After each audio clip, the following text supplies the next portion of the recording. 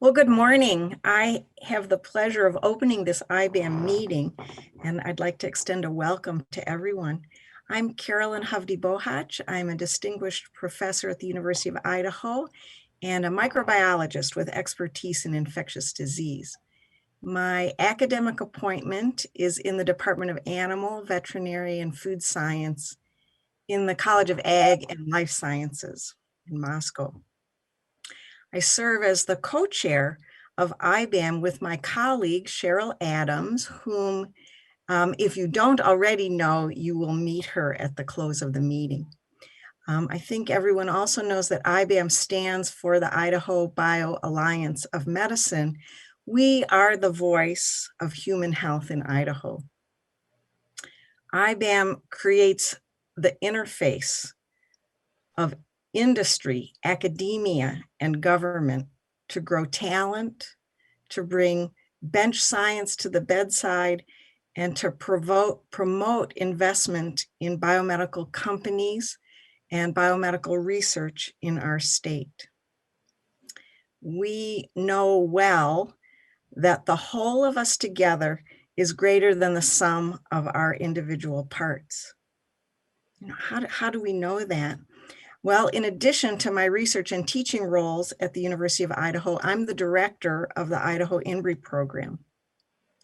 INBRE is a multi-million-dollar competitive grant from the National Institutes of Health, and its purpose is to build biomedical research capacity and enhance STEM and biomedical education. This NIH award to Idaho forms a network with all of the public and the private institutions of higher education in the state. INBRE has had success in every avenue that you can think of. I'll name a few. We've increased degree completions at community colleges. We've built a pipeline to biomedical careers for students. We've built research core facilities that allow faculty and students to gather sophisticated data at their home Idaho institutions. We've turned seed money investments into new competitive research awards to the tune of a 12-fold return on the dollar. Although INBRE is administered by the University of Idaho, its success comes from all of the partner institutions working together.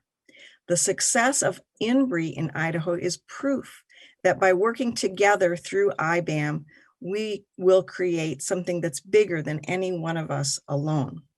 The partnerships between industry, academia, and government will grow success for Idaho citizens. Today's program, as you know, focuses on clinical trials and related research in Idaho. And now it's my pleasure to introduce our first speaker. This is a man who has been a long advocate for advances in life sciences and improvements to the health of all Idahoans. He was born in Bonneville County, a fourth-generation Idahoan. He graduated from Idaho Falls High School, went on to graduate summa cum laude from Brigham Young University, and graduated cum laude from Harvard Law School. He served 8 years in the Idaho State Senate, 6 years in the U.S. House of Representatives, and he has been elected continuously again and again and again since 1999 as a U.S. Senator. Please help me welcome the Honorable Senator Mike Crapo, Senator from Idaho. Hi, I'm U.S. Senator Mike Crapo. I appreciate the opportunity to welcome everyone to this important discussion about the tremendous clinical research being done in Idaho. Thank you to the Idaho Technology Council, along with the Idaho Bio Alliance of Medicine for hosting this event. They have assembled a powerful group of experts from the Idaho VA, St. Luke's, St. Alphonsus, Boise State, Idaho State, and American Pharma. I'm impressed at how much important research is happening in Idaho, but I'm not surprised. Today, this group will showcase the large amount of life sciences research being done here and how it benefits our citizens. You will learn from the panel about a number of clinical trials, both industry and government funded, that are helping to develop life-saving and life-improving medicines and treatments, not only for Idahoans, but patients everywhere. As ranking member of the Senate Finance Committee, I know that innovation is key to improving patient care and making our healthcare system more efficient. The treatments being developed in Idaho are helping to expand the frontiers of science and could lead to more and better treatments for patients in the future. The research being done also has economic benefits, creating thousands of jobs and generating millions of dollars in economic activity for Idaho families and businesses. In Idaho, this innovation is the result of a successful collaboration between the private sector, government, and Idaho research institutions. Thank you to everyone involved in this vital work.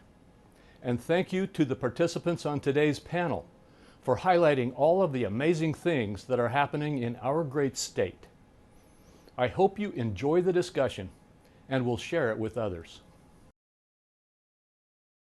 So thank you very much, Senator Crapo, for a wonderful introduction to our opportunity for us to be able to grow a life science industry in Idaho. And what Carolyn was saying earlier is that it really takes a network and it takes multiple assets to be able to identify and determine what's happening to be able to grow technology and innovation in Idaho. So let me share with you some opportunities here that we have. We have a report that's came out from America Pharma and other bodies that have gathered some good information about this. If we can here, what we want to do is show this as an opportunity for us to be able to grow the Idaho's life science industry in Idaho. What is really the biggest part is this research in your backyard, and it's really about developing cures and creating jobs. And what this really is related to is clinical trials and the clinical trials that are taking place in our state. It's been said this by Neil Armstrong. We were talking about that, about getting to the moon, but research is creating new knowledge. And that's the fundamental bedrock of growing an innovative ecosystem is where research takes place. Now, another, Ike Skelton, said, modern medical advances have helped millions of people live longer, healthier lives. We owe these improvements to decades of investment in medical research. So that medical research, in a lot of ways, half of the dollars that it costs to be able to generate a new drug that will hopefully help improve life, about half of that is spent on clinical trials, and it's part of the process that we have. So let's talk a little bit about that. First of all, the impact of biomedical research that's been conducted since 2004 came in at about 1,797 clinical trials that have taken place in Idaho. These are trials of new medicines. They're a collaboration with hospitals and clinical research that's taken place here in Idaho. It's investigated some of Idaho's biggest healthcare challenges, including asthma, arthritis, cancer, diabetes, cardiovascular disease, and gastrointestinal diseases. These are some of the areas that are the open clinical trials that are taking place currently. Now, here's the interesting thing about this. If you take a look at this whole thing, you'll see that one of the largest areas in clinical trials is within this infectious disease. And I think, Carolyn, you mentioned that earlier. So what I think is really important for us in Idaho to look where these clinical trials are taking place, how they're taking place, what stage they're in, and then also figure out what are some of the core competencies within Idaho that will differentiate us, and to be able to use clinical trials as a tremendous resource for us to continue to grow the health science industry and to be able to improve human health.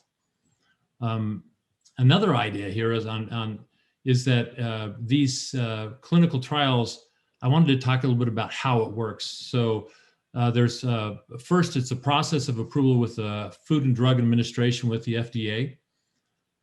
These take place where you have a three-phased approach that have taken place in Idaho, and we might hear about some of those later in the presentation today. Phase one is a small group of healthy volunteers, that around 20 to 100 people determine tolerability profiles, safe dosage ranges, and potential side effects that would come from that. After it's able to pass the phase one, which there's a lot of steps within that, but the next phase would come phase two, where you have volunteers, patients, usually in the 100 to 500 patient range. They study efficacy, the optimal doses, and future evaluation of short-term safety. After that's passed, which again, there are some other steps in here, it goes to phase three. And this is where it's a larger, more diverse population. It's usually between 1,000 and 5,000 patients, but could be several thousands more than that. Generally, it's statistically significant evidence to confirm its safety and effectiveness. And some of this has obviously been utilized as with the COVID and the pandemic that we've just gone through. And the largest studies, and usually it takes place in multiple sites around the world too. So if you're interested in doing anything with respect to clinical trials and participating in that, one of the areas that's been identified is www.centerwatch.com to go look for that. And you can see where the clinical trials are taking place in Idaho and possibly any participating in those. Just to really quickly round this up, this is about how we can differentiate today and into the future. Clinical trials offer important therapeutic options for patients. These are patients that might have rheumatoid arthritis. They have other type of things that are significantly impacting their ability to have a healthy and productive life. And these things are ways that they can look for options that can help them. It's also a second one would be the economic impact of trials in Idaho. You'll see that in 2017, 4,139 Idaho residents participated in these clinical trials, the largest of which was infectious disease. Total economic impact was around $144 million at these clinical trial sites. It has, this industry generates 3,800 jobs in Idaho and accounts for about $910 million of total economic activity in Idaho annually. So this shapes the future of disease treatment in Idaho, and it's the way that we've set this up for future, and it's a very big part of the way that we look for ways to be able to have research change the health in our country. It averages 7 to 10 years for a new drug to be able to get to market, and the cost of that is generally about $2.6 billion, of which half of that is usually spent on the clinical trial phases that take place. So let me just wind that down. I think this report, please go to it. You'll be able to see the link that will be in our chat, and to be able to show this, we will show the link where you can see this, and you can also go to the Idaho Technology Council.org website to be able to see the link to the publication. And again, Idaho BioAlliance of Medicine is growing the life science industry in Idaho and improving the health of Idaho citizens. With that said, I would like to be able to make a change here and introduce our next presentation, which will be given by the St. Luke's Health Systems. We have Dr. Jim Loveless, who is a fantastic in many areas, but he's helping lead the research that's taken place and the clinical trials that are taking place at St. Luke's, as well as Janet Hines, who's also doing those. So I would like to turn it over to Janet and also to Jim to take the next phase of our presentation. Thank you.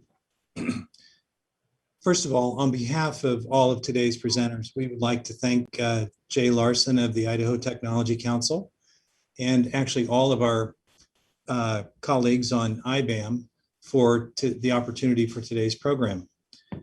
We'd also like to give a shout out to Todd Cranny, who had the vision for this program and helped pull everything together. Thank you, Todd. And a special thanks to Senator Mike Crapo for his kind words and encouragement for the work we are doing. We really appreciate the support of our leaders throughout the state. We appreciate this opportunity to tell our story, and we hope that this is really the beginning of opportunities to share more with you. I feel like we're in the infancy of the work that we are doing throughout the state of Idaho. So with my colleague, Janet Hines, let us dive right in and tell you about what we're doing at St. Luke's. Thank you, Dr. Loveless. St. Luke's has been conducting research for more than 50 years. Much of the early involvement was in oncology, as you can see through our St. Luke's Cancer Institute, which was formerly known as Mountain States Tumor Institute, or MISTI. Our involvement in cancer research has continued to be the cornerstone of the expansion for trials, participation, and other research efforts here at St. Luke's, and it has incredibly accelerated over the past 10 years.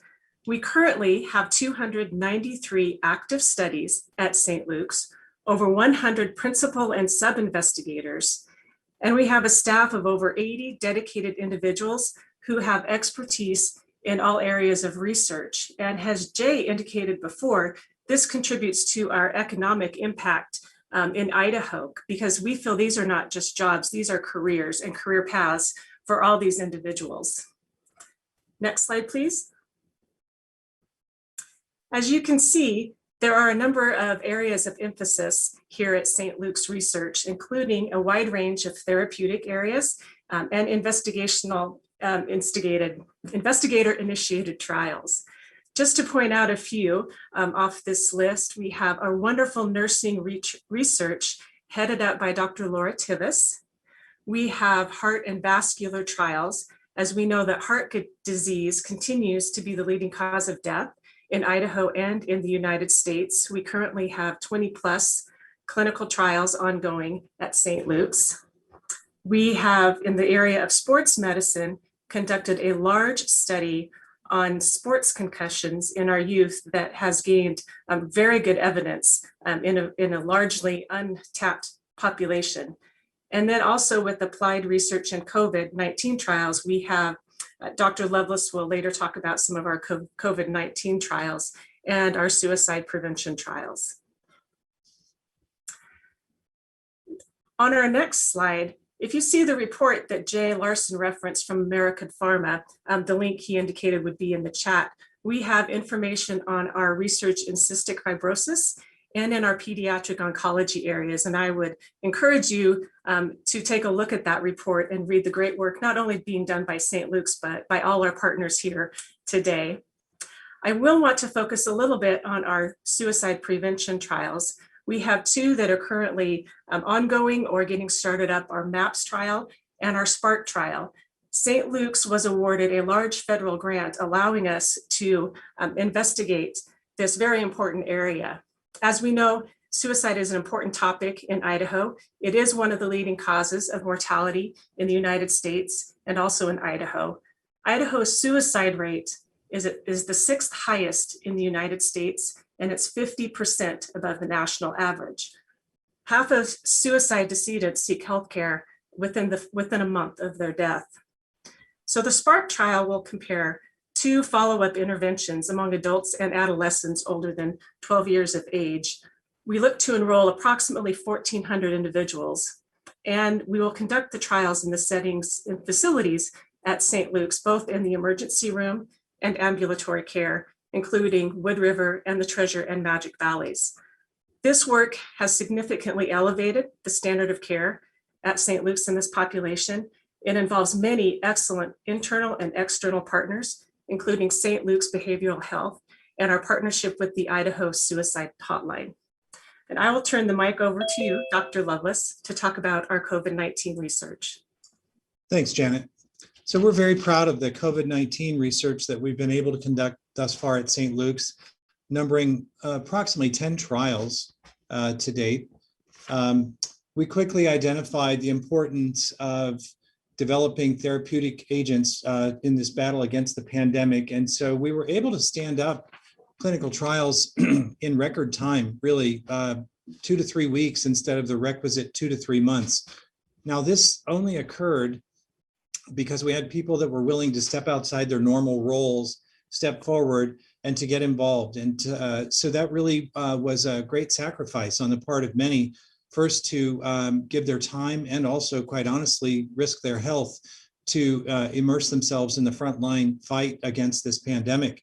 And it also required us to innovate and to leverage every available technology in order to conduct the trials. So, for example, as you can imagine, a lot of these trials were among very sick patients in the intensive care units. And at that time, going back, let's say 1 year ago, we were limiting access to ICUs. And so we had to begin to use virtual technology to conduct these trials. So that was really a terrible time in this pandemic because patients were in the ICU, they were sick, they were frightened, and they didn't have family able to come visit them.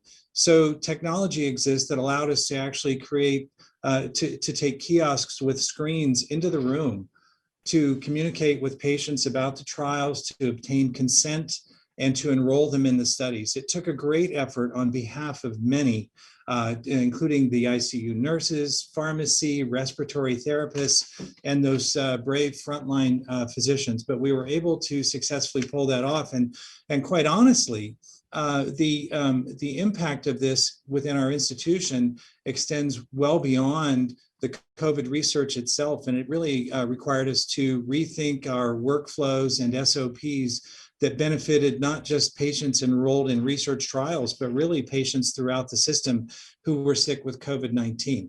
Now, one example of this was our Remdacta trial. We were the first site in the United States to get that trial up and rolling. And we were, I think, like number 10 enrollment in the world, actually enrolling in some cases more than other countries were able to put into this. And this information that we gathered from participating in Remdacta actually contributed to the fund of knowledge that globally has made us better at treating COVID-19. And there are tangible results that we can see because the case fatality rate at the beginning of the pandemic was approximately 3% or higher, and now it's under 1%. And in part, it relates to the joint effort from many sites, including in this case, St. Luke's Health System and others within our state that have joined efforts to fight the pandemic. So that would be an example of how this has come together in one area of research for St. Luke's Health System. I would just briefly like to wrap up and tell you that we recognize at St. Luke's that we have a mission to the people we serve and to our state. So heretofore, most of the research that we've conducted has taken place in Treasure Valley, but we have an initiative that intends to expand this research to Magic Valley. We have research activity going on, including with COVID in Wood River. We hope to go west, and we hope to include our colleagues in McCall. So we really feel like we have this responsibility to serve our community with the research efforts. We will be collaborating with community partners, some of whom are on this presentation today. And we've really learned that research extends beyond the confines of enrolling patients in an individual trial. We feel like research makes us better. In fact, we repeat that frequently. Research enables us to look at all the work we do and apply it to every patient that walks in the door to try to establish best practices and evidence-based care for everyone. So with that, next slide. And I would just like to tell you that none of this would happen at St. Luke's without the support of our executive leadership. And that starts with Mr. Chris Roth, our CEO and president, and it involves Drs. Bart Hill and Jim Souza. So without their advocacy and support, none of this would happen, and we are grateful for that here at St. Luke's. Jay, with that, what I would like to do now is pass the baton to Dr. Harold Blackman, Interim Vice President of Research at Boise State University, and we would like Dr. Blackman to tell us about the good things going on within his institution. Thank you. Thank you, Dr. Loveless. Appreciate that introduction. And let's get a presentation up here.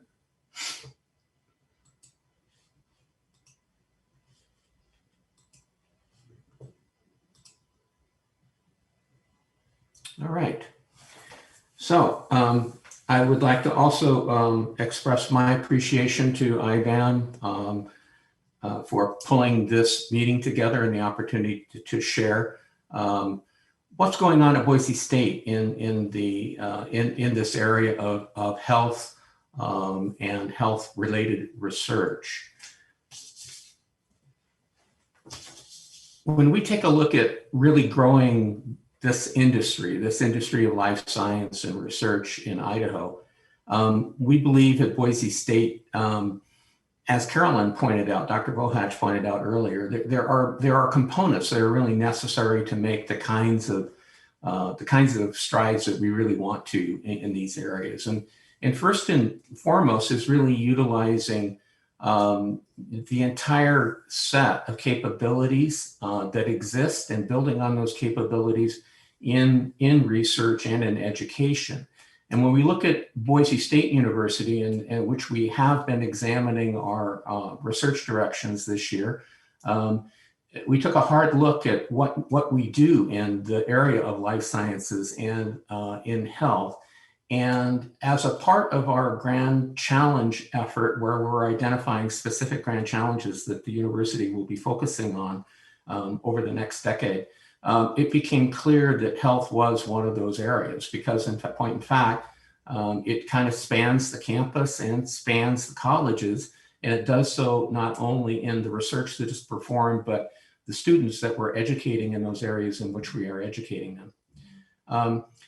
The second thing, which as Dr. Bohatch pointed out, the Embry program has contributed mightily to, is actually creating the necessary infrastructure and the necessary core facilities that are required in the state in order to actually achieve this. So when we look at healthcare and we look at related biological sciences that are needed and the industries that are out there, it's really essential that we have the ability to respond, the ability to actually conduct that research in core facilities that are located across the state.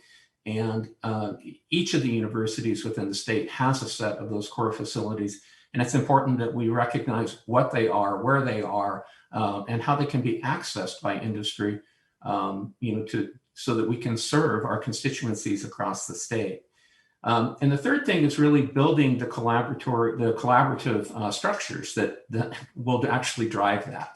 And in some ways, that's perhaps the more difficult thing. And thank goodness for the vision of IBAM to help us all come together in this way in order to build these structures that will allow us to be, allow us to be successful. So this graphic is a graphic of how we are currently thinking about the grand challenge of health. And we have put this under the lens of a healthy Intermountain West. And what you see around the Intermountain West, around that circle, are the technical areas that need to be addressed and examined. And when we look at our campus, we're looking at what exists in these areas, how we can contribute, and further how to develop the research programs that are going on in these particular areas. It was interesting because we actually started with the concept of One Health, which is in the upper left, and quickly realized that that was totally inadequate to describe really what is going on. And when you start thinking about clinical translational research and doing clinical trials, you have to bring in the clinical health on the other side of the circle, lifespan health. You have to understand what is needed in terms of workplace and occupational health, what's important for community health, how we deliver medical care, And it's been pointed out by St. Luke's that, the importance of not only medicine that's related to the body, but medicine which is related to the mind in terms of mental and behavioral health. So all of these things become critically important. And at Boise State University, we are contributing in many of these areas, and actually we have established collaborations, and whether that be with our colleagues in the universities, seeded by programs such as Embry that allow us to be successful in winning COBRAs, which are large grants that allow us to really explore these different areas. But more specifically, the research on concussions, for example, that was mentioned by St. Luke's, that's something that we have collaborated on. Our work in vaccines, and whether that be animal vaccines or human vaccines, the work in cartilage and tissue that we have, where there's been collaboration with the Veterans Hospital. Substance abuse, where we're, have a major program and a center that focuses entirely on that. And of course, I failed to mention the biomolecular research laboratory, where a lot of the work is going on, both in the vaccines, the tissues, and the cartilage itself. So infectious disease testing, that's an incredible story that occurred this last year, in terms of actually building out infrastructure, but I think I'll mention it here. At Boise State, we created a testing laboratory that was first specifically geared towards COVID-19 testing. And universities are often criticized for being slow, and actually with the collaborations that we had with the hospitals in the area, with the state, we were able to stand up a COVID testing lab. It took a little more than a couple of months actually to build that lab completely from scratch, put in the equipment, and actually go into full testing. That is now moving into, and it is now the new infectious disease testing laboratory on the campus, and it's broadening its scope and is something that will be available. Also in that area, working with Ada County and the CDC and Dr. Hampikian's laboratory, we have been a driver in terms of the Suagon project, which is actually testing wastewater, for signs of COVID, so that the disease could be better tracked. I mentioned environmental health a little bit. That is also an area where we are doing more basic work, that basic science. It's actually studying exposure to pesticides, its impact on pregnancy, and its impact on health of both mother and child. So many of the things that are going on at the university and other universities, I'm sure, some of that work is more basic, but it's that basic work that will actually lead to the science upon which we can identify and develop solutions. And whether those solutions are in terms of drugs or whether those solutions are in terms of vaccines, which then leads to the clinical trials that we've been talking about. Another area that I wanted to highlight that is kind of core to what Boise State is really about. It's really about this interdisciplinarity. Material science is kind of an interesting science, and you don't necessarily think of materials and think of health, but we have a program actually that started in nuclear, which was developing sensor suites that could be put in extreme environments of reactors. And that led to the development of new inks and manufacturing techniques, where now we're examining the use of those materials actually in the production of medicines, because as we all know, human bodies are very, very extreme environments, and you need certain kinds of materials to perform there. So connecting physics, connecting chemistry, connecting engineering, and connecting materials leads to these advances. The other area that is a growing area, it's a relatively new program for us, which is in the biomechanical engineering area, where we're collaborating with others and developing new ways of supporting humans in that particular area as well. So let's move to a description of these core labs, because I think this is important for the community to know that these labs exist. Now, this is a list for Boise State. There are similar lists that can be found for the other universities. A lot of these laboratories exist because of investments that have been made by the ENVRI program, by the state. But you can see whether we're talking about bioengineering and biomechanics or printing, mass spec capabilities, histology, bioinformatics, and there's fascinating work going on in terms of utilizing statistics to better understand health and how to achieve a healthy life. Our animal vivarium and biorepository, the infectious disease laboratory, which I just described briefly, as well as the Center for Orthopedics and Biomechanics Research. So just a number of different laboratories where we are happy to collaborate with industry, happy to collaborate with our hospitals in terms of executing work. So a final word on collaborative structures. I think it's critical for the state that we continue to leverage the ENVRI program. We win more COBRAs to build out our capability at the university. EPSCoR can weigh in on this. The clinical translational research grant that all three universities participate in with colleagues from Nevada and Montana and New Mexico, where they're making investments in moving our science forward and moving it into the clinical space, as well as the Higher Education Research Committee, which has invested heavily.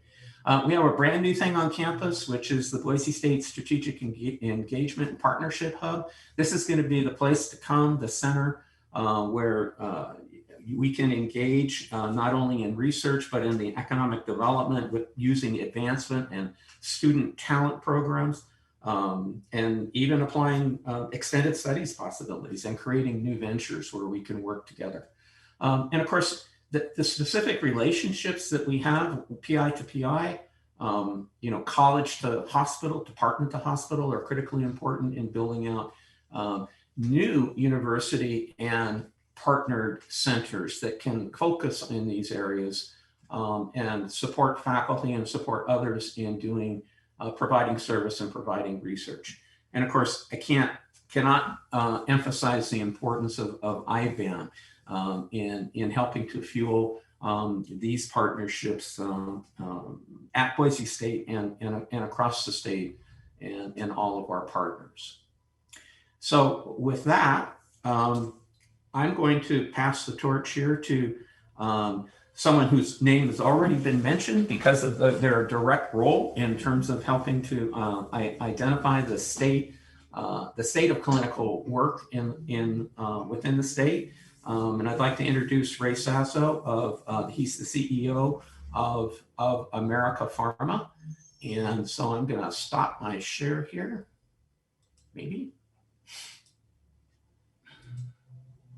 and turn it over to you, Ray. Thank you. Well, it's a pleasure to be a part of this group. It's a very impressive set of presentations so far. I got to say, I've been an Idaho resident for many, many, many decades. I wasn't born here, but I had no idea of the scale of the activities that were going on in life sciences. Yeah, I always begin with a disclaimer whenever I have these discussions with IBAM or anybody else that I'm not a medical professional or a scientist. So I'm not going to be able to report on the kind of activities that you all have done so well this morning. I'm an entrepreneur, I'm a businessman, and I have many decades of scars and experience in that area, which is what I would try to bring to help Idaho develop its life sciences industry. And in my other discussions, I've always emphasized the same two requirements for developing this industry in Idaho that any business would have, which is that first, as a group, we need to be very aware of our competitive position. Who is better than we are at what, and what are we better at other people than they are doing right now? So a competitive advantage of some kind is essential to expanding the activities in the life sciences industry. The other is to bring the entrepreneurial spirit, which is to just start doing stuff. Jay shared with me the other day that we have, I think he said, Jay, if I remember the number correctly, 26 private initiatives, entrepreneurial initiatives in Idaho, and most very early stage, that were mentioned to him and are looking for a way to get traction. That is something that IBAM, the ITC, and I can help with to a great extent. It's a lonely business out there when you're an entrepreneur. Sometimes having an organizational structure that would help you navigate some of the challenges, give you some experience, the benefit of some other people's experience, as well as just be there for you to listen when you need to vent. I think that's a component that the ITC does bring to developing the private initiatives that would be essential to really a vigorous and nationally important life sciences industry in Idaho. I think we can do that. I've seen tremendous change in Idaho in the last 2 years, 3 years.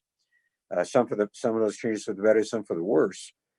The better part is that we're attracting an enormous amount of talent and attention nationally in the way Idaho is growing.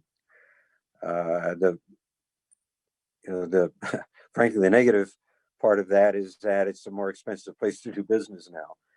One of the things that I've always appreciated about Idaho and I started many businesses, is that it was a relatively inexpensive place to get going. I couldn't, it's not Silicon Valley where I have to pay people astronomical salaries just to take a shot with me. That's probably changing. And that's a component that I think government has to help with in some ways, tax credits and some other things. And of course, the universities represent a two-way street in talent.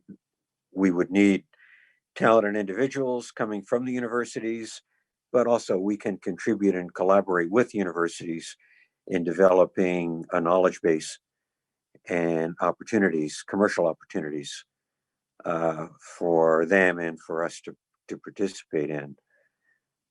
So I guess I will keep this fairly brief since I don't really have a presentation to give you, but those two factors are the areas of my special interest. One is defining and establishing a competitive position with respect to what you're trying to do. And in this case, it's developing a life sciences industry.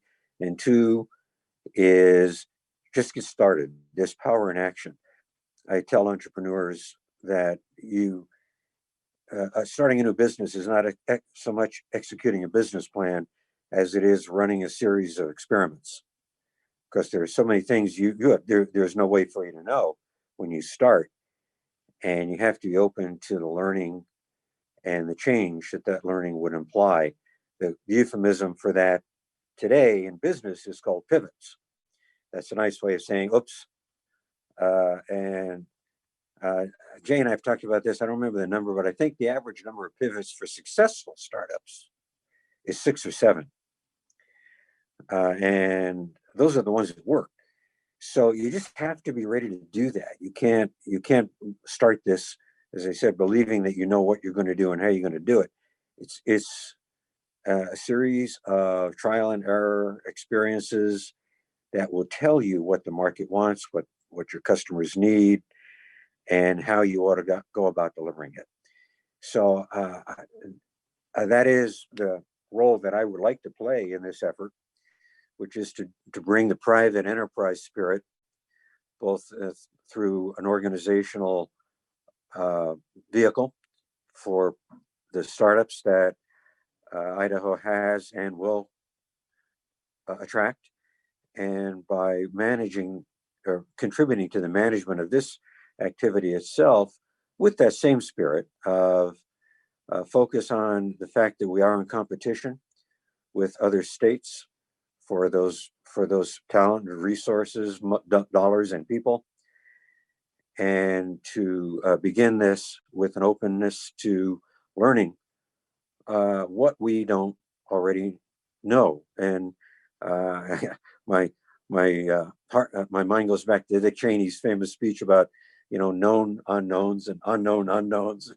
And I can't quite reproduce that in the same spirit that he had, but that's the truth. There's a lot of stuff we know we don't know. There's a whole bunch of stuff that we don't realize we don't know.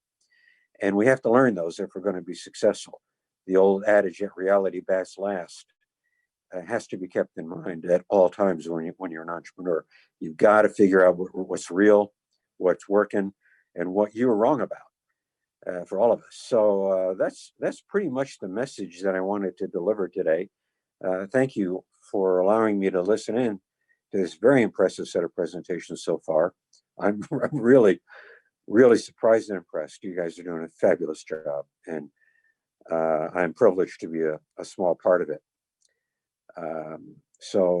With that, I'll turn it back over to Jay, as I think that's my next introduction. Thanks so much, Ray. Appreciate that so much. And it's been a very good to have you talk about the pivots and the ability for us to be able to understand a lot of the things that take place as we grow. We really need to hit that entrepreneurial spirit to grow the life sciences area. I really very much appreciated Harold Blackman too. Ray, by the way, has been very instrumental in helping a lot of different things, even from Micron, be a major force here in Idaho. Harold, thanks so much for what you're doing, and that's amazing that what's happening in the health sciences and adjacent areas, even from the material science. Harold, I would be remiss if I didn't tell everybody we really appreciate Harold from the work that he did over at INL and K's and with Boise State as he goes into retirement next month. So enjoy that, Harold. Also, Jim and Janet, I got to tell you, it is just phenomenal what's happening through the St. Luke's health system. Thank you for the work that's taking place there. And also, we always have to sit there and think whenever we have a Senator Crapo and the emphasis and direction he's given within life sciences has been tremendous for Idaho. And Carolyn, I'm repeating all these, Carolyn, because I wanted everybody to know the biggest thing that takes place in Idaho for us to be able to do all the things we're trying to do is to be able to grow a stronger life sciences network and to be able to take advantages of the assets that we have. So let me go to the next step really quick. I'll fly through this because I'm not, we ended up having Nicole Whitener, who is the person that's responsible for kind of all the clinical trials and the research that's taken place through the St. Alphonsus system. And she had jury duty, so she had public responsibility she needed to take care of today. So I will give part of the parts of her presentation that I have the opportunity to. And the beautiful thing about this is that we have, whenever we have this, St. Luke's has got some amazing things, and they have brought some very fantastic points up here. What I wanted to show on this is that just like St. Luke's, you'll see that there's some major areas that they're doing with respect to orthopedics, oncology, has some other trials that are going on. They've been very big in some COVID activity, as well as cardiology, neurosciences, and you can see that there are other areas, but this is a big part of where the St. Alphonsus system has been really looking and doing several things. The interesting thing is I really love this about this benefits to patients, and you can see that there's a lot of benefits that come in, and some of the trials I'm going to reference in just a few minutes, but I wanted to really focus more on the benefits to the community. And what you're finding out these clinical trials is that they have this the science to solve health challenges. There's a cultural research that takes place. This is so important because the more that we tie the cultural research that takes place in our state on the life sciences side, the stronger our industry will be. And right now, this is a tremendous opportunity for Idaho. It also allows us to be able to look at other fellowships and other areas and to attract other physicians, which is critical as we look at differentiating Idaho. And the other part that really comes is that the Idaho health system must provide access to research given the absence of a university medical center. So this kind of helps us in that space. So there, some of the challenges that were referenced that we would like to reference is just the funding for infrastructure and specializes in that. The other one was meeting enrollment targets due to small population. And some of these areas, rural patients is even harder because then it takes even more to be able to coordinate as you go into rural communities.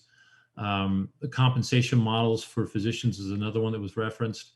The absence of academic medical center and resources are needed to conduct some of the trials. Some of them we can't even do because we don't have the research facility from a university. And the other one is translating research and finding it to the bedside, which is really an important opportunity for us. This is a very key point that St. Alphonsus brought up, is the partnerships that are necessary. And you'll see in this kind of burnt red area that all of the opportunities that come about because of these partnerships that are extended inside and outside of Idaho, and how important those are. And they have several successes that have taken place as a result of that in their oncology area, foot and ankle, the ones that were just referenced area, but fantastic connecting points within the life sciences area. And this was a tremendous opportunity. I want to thank Nicole Whitener for providing this. And if you have any questions about anything that's taken place through the St. Alphonsus clinical trials or anything related to that research, please contact Nicole Whitener at the stalphonsus.org, and she would be happy to talk with you in more detail about that. So thank you very much. And now I get the opportunity, and we thank very much St. Alphonsus for all the work that takes place there. I get the opportunity to talk about another gem of Idaho with respect to research, and that's the Boise Veterans Administration here. And that is Margaret Doucette, who is responsible right now as the person that leads all the clinical trials and the research that's taking place at the VA. So Margaret, please take it away.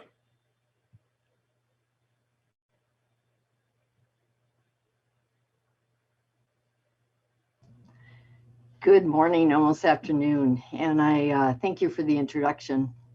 And I would just start by sharing the same sentiments that we've heard all along here this morning. That is great appreciation for the efforts that have taken place to bring us all together, and really amazing work by our colleagues across the valley and beyond.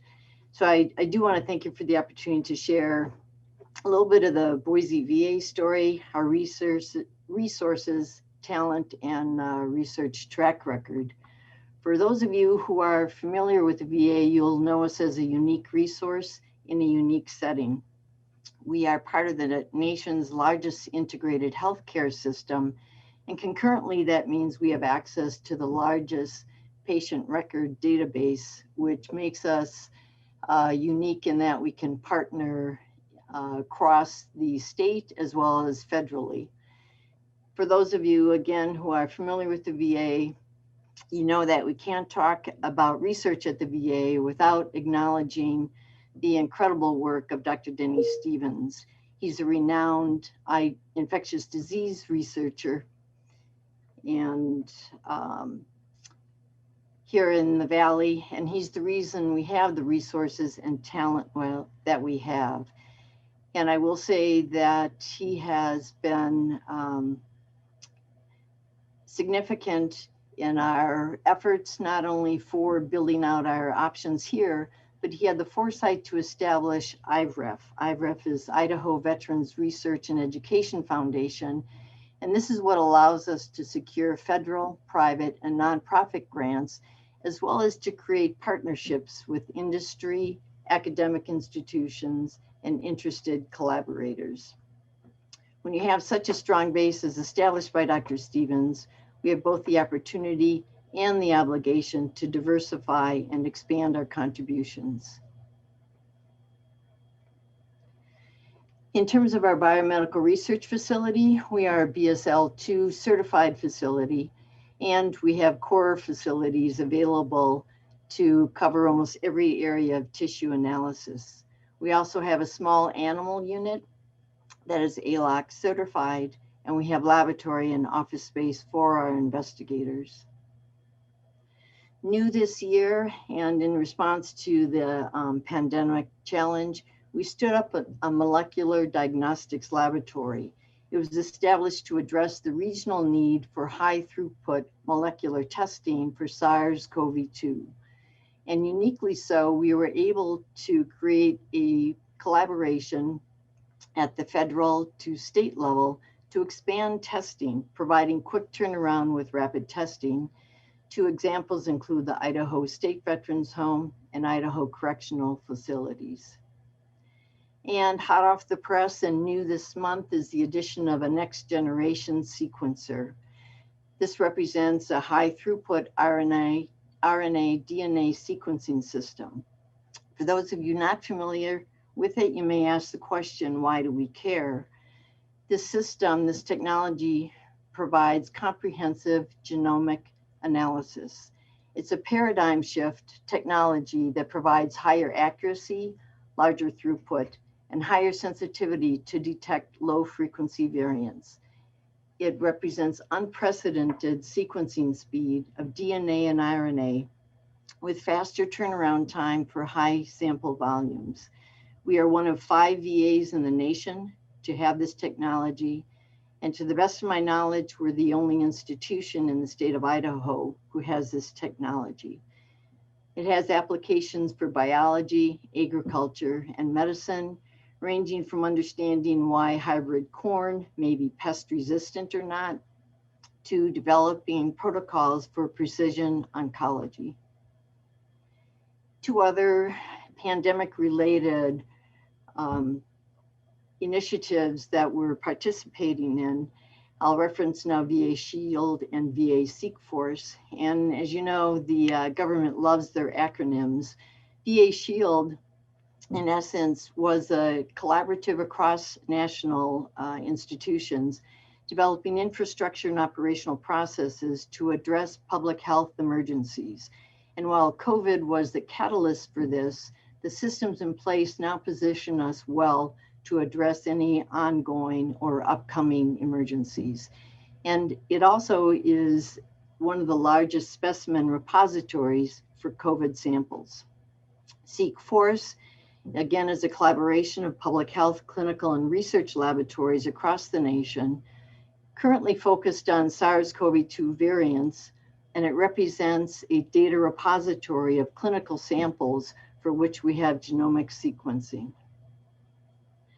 What do? We touch all bases, all areas, all domains of research, from basic science to clinical trials, investigator-initiated studies, bench to bedside, public health, and as I mentioned, we have access to data and biorepositories, and we contribute to the scientific research pipeline, mentoring students, trainees at all levels of education. I'd like to take a moment just to touch on a couple of our folks. There are many involved, but I would like to share with you a few stories. Dr. Devin Boltz and Dr. Jay Radke have built off of Dr. Stevens' work, in part in their work with infectious diseases and involving the respiratory system. Dr. Nick Vitry is an infectious disease physician who's currently looking at toxins and their relationship with Clostridium. And we'll mention that Dr. Radke and Dr. Vitry are recent recipients of INDRI awards. So thank you to those involved with that program. It makes a huge difference for our researchers. Dr. Sarah Hobney is currently partnering with a small local business to develop a prototype for which there's a patent pending for a unique treatment for soft tissue infections. Dr. Mary Cloud Ammons is my partner in crime, looking at chronic wounds and the environment of the chronic wound. And the ultimate goal is we've started with a bedside where we collect samples from chronic wounds. She and her team analyze that landscape with the ultimate goal of developing clinical interventions for this population. Dr. Ammons has also been instrumental in setting up the molecular testing lab and in bringing next generation sequencing capacity to our facility. In the clinical in our clinical researchers, of which there are many. I tried to just bring it down to a Reader's Digest version here of areas that were either currently or recently been involved with. Some of you may know Dr. Paula Carvalho, who has done a lot of respiratory work, and she was also involved in the convalescent plasma trial for COVID-19. We also have a focus on healthcare delivery and systems, looking at things ranging from antibiotic stewardship, the role of telehealth, which many of us know has taken a huge shift and emphasis in this past year, and education, developing simulation labs and assessing the outcomes of such interventions. We also place an emphasis on public health and epidemiology. We have a very strong suicide prevention intervention. And as many of you know, in our veteran population, as well as Idaho overall, suicide prevention is a current area of focus. So in closing, it's difficult to adequately describe the range of expertise that we have from our basic science researchers as well as our physician scientists with a lot of expertise and experience, but we would like to open the door to collaboration. We have the mechanism, we have the resources. And with that, I'd just like to say that on behalf of the Boise VA, we'd like to thank you for this opportunity to share with you some of the work we have going on. And a huge thank you to the IBAM team. And I do have the distinct opportunity, and privilege of introducing Cheryl Adams, who is the IBAM co-chair and known to be one of the most enthusiastic and highly organized individuals, which is part of why we're able to pull off this opportunity. And with that, I'll turn it over to Cheryl. Thank you. Thank you. That was very sweet and kind. I am Cheryl Adams. I am one of the co-chairs for IBAM. I want to start off by giving a special thank you to all the presenters for their expertise and knowledge they shared with us today, their contribution to Idaho's biomedical ecosystem and all that they do to help expand and be a voice to Idaho and to our ecosystem. I am, like Ray and many others that are on the panel today, I'm a native of Idaho. And I have been in the medical industry and medical space for the last 12 years. And it has been an honor to see Idaho continue to grow and to focus on other technologies, along with having the universities and be a part of this ever-growing economy that we have today. A group of industry leaders started a discussion a little over a year ago on how to invest, accelerate, and support the innovation that we saw expanding through the state in the biomedical and life science industry. And through those discussions, IBAM was formed. And I'm going to, sorry about that, I'm going to share my screen here. There we go. So I kind of want to share with you guys a little bit more and go off of what Carolyn said earlier about IBAM and what its vision is.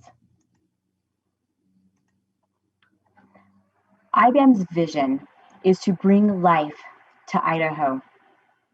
IBAM intends to do that by creating a unified voice, a place to foster ideas and promote innovation, support biomedical and health research, and to educate the community on how to live healthier lives, to find solutions to key challenges and streamline the collaboration between government, academia, and private sector, which we heard a lot on today. IBAM's mission is to aim to speed the common voice in seeking to facilitate and improve the biomedical research throughout the state of Idaho in correlation with industry leaders and the universities, to develop the framework for improved education and training, to help promote and foster career development, not just jobs throughout Idaho, but career to have the sustainability to continue to promote Idaho and a great place to live. To support and to facilitate the improved Idaho's innovation around our overall human health, to improve the public understanding of medical science. We see a lot of that with the university's expansion, with ICOM coming, and a lot of the focus from the state and government officials.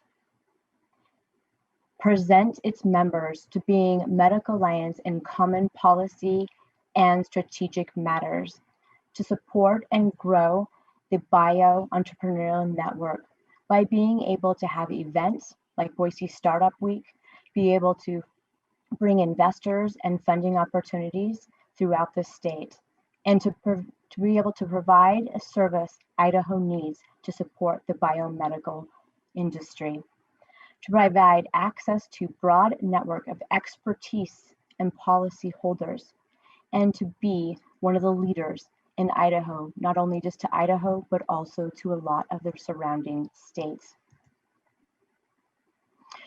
So when the group joined forces a little over a year ago, they spent a lot of time focusing on what were the key initiatives, what's been some of those key challenges and struggles, both from academia, government, as well as some of those leading industry leaders. And so what the group has done is they have looked at some of the key initiatives and focused on for the next year on what those items are going to be. One of that is to, like Jay was talking about earlier, is to go through and index all of our private and public research and clinical trials that are taking place today. We saw a huge amount of medical and bio companies joining Boise Startup Week. There's so much opportunity and a lot of startups going on in that industry currently right now. And so it's so important for Idaho to support and have and be one unified voice. We also want to facilitate the opportunities for that career advancement. We see more and more people moving into our state with the opportunities that they have had and bringing into. We've got a lot of engineers coming from California, from Medtronics. We've seen people coming in from Boston University and Boston Scientific. So we want to be able to also utilize their expertise as part of this ever-growing ecosystem and the education platform. So some of the achievements that we've already started doing is we started the Alliance. We've continued to build that framework around not only just the biomedical, but integrating our overall human, plant, animal, and farming that we already have in the state and foster upon that to being able to bring all of the sectors together for that overall community lives. We were able to join Boise Startup Week, and we had a health sector last year, and we're excited to be joining them again this year, and some of the companies and industry leaders joining into some of those discussions that are coming up this fall. Also, we are putting together a website that will be have all of the events through Idaho, as well as some of our national partners that we have combined. We will also putting together some quarterly roundtables, education sectors, just like you see today, as well as other things ongoing. So please visit our website that's attached to Idaho Technology Council. You'll be able to go right into and see the page for IBAM. If you're interested in being part of one of our committees or being one of the members, we look forward to your support and continued growth throughout our ecosystem. Thank you so much. And now I'll turn it over to Jay.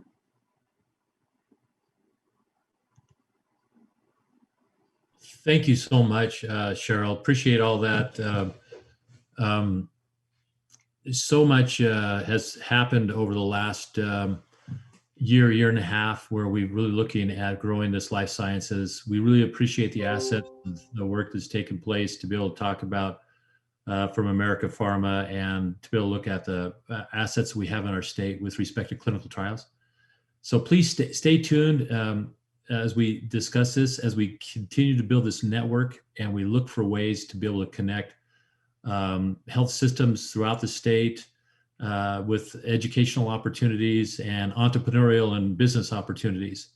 As we build all those together with the help of our state, you will find that Idaho will have a life science industry that will be much different 5 years, 10 years from now than what it is currently.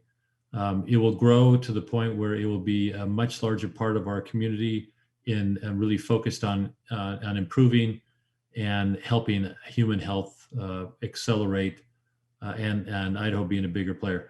But the end result is, thank you so much for all of the people who participated in this. It's been a great IBAM conference, and we really do appreciate talking about research that's in yours and our backyard. So thanks, and have a great spring, and let's keep the Idaho Bio Alliance of Medicine rolling.